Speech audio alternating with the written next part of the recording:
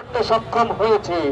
সুতরাং অন্তর্বর্তীকালীন সরকারের পররাষ্ট্র উপদেষ্টাকে স্পষ্ট ভাষায় বলে দিতে চাই, আমার ভোট নাজমা হত্যাকাণ্ডের যদি বিচার নিশ্চিত তারা যদি কোনো প্রকার বিবৃতি না দেয়, ভারতীয় হাই কমিশনারকে ডেকে চাপ প্রয়োগ না করে, তাহলে কিন্তু বাংলার ছাত্র জনতা বসে থাকবে না।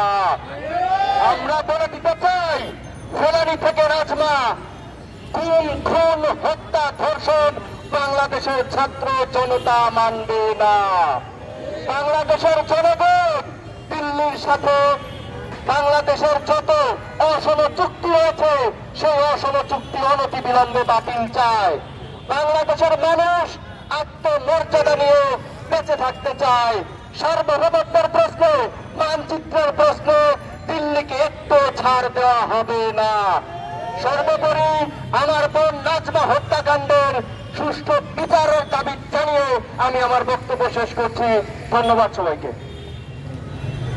আজকে নাকি এই জিনিসগুলো প্রচার করা, আজকে যতগুলো ভারতীয় বিরোধী আগ্রাসনের যতগুলো মিছিল মিটিং কর্মসূচি হয়েছে, ম্যাক্সিমাম কর্মসূচি আসে বৈষম্য ছাত্র আন্দোলন থেকে। এখানে বিএনপি কোনো কর্মসূচি দেয় না, এখানে আওয়ামী লীগ কোনো কর্মসূচি দেয়, আওয়ামী লীগের তো মানে এখতিয়ারই নাই। অন্যান্য যে দলগুলো আছে এদের হচ্ছে কর্মসূচি কোথায়, এদের হুঙ্কার কোথায়? আমাদের বাংলাদেশিদের নিয়ে কোনো চিন্তা করে না, নাগরিক দিলে কোনো চিন্তা নাই।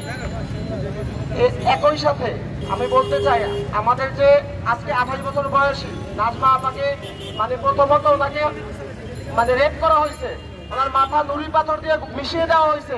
এটা নিয়ে ভারতীয় কোনো মিডিয়া, বাংলাদেশের কোনো মিডিয়া ওইভাবে প্রচার করে নাই কেন? এটা আমার একটা প্রশ্ন। একই সাথে অন্যান্য যত সাধারণ নাগরিক আছে যারা চায় যে বিচার হোক, তারা কেন কোনো আওয়াজ তুলছে না? এটা হচ্ছে আমার একমাত্র প্রশ্ন। সবাইকে ধন্যবাদ। আমি আশা করি আমি আমার জবাবটা পাবো। 2025 সালের জানুয়ারি মাসে এসে আমাদের বোন নাজমা ভারতে ধর্ষণের শিকার হওয়ার পর যখন খুন হন, তখন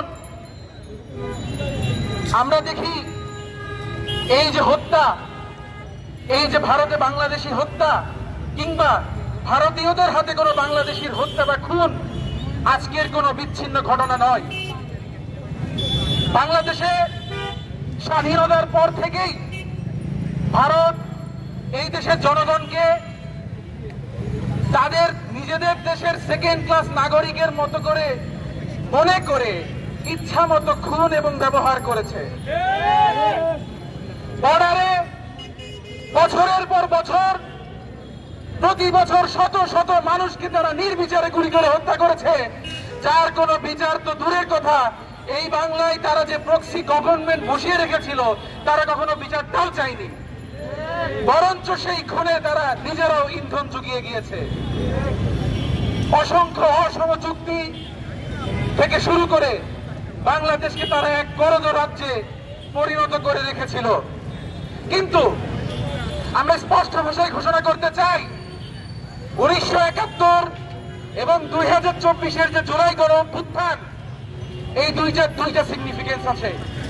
1971 ছিল পশ্চিম পাকিস্তানি যেই দখলদার, যেই হেজিমনি বাংলাদেশের উপর ছিল,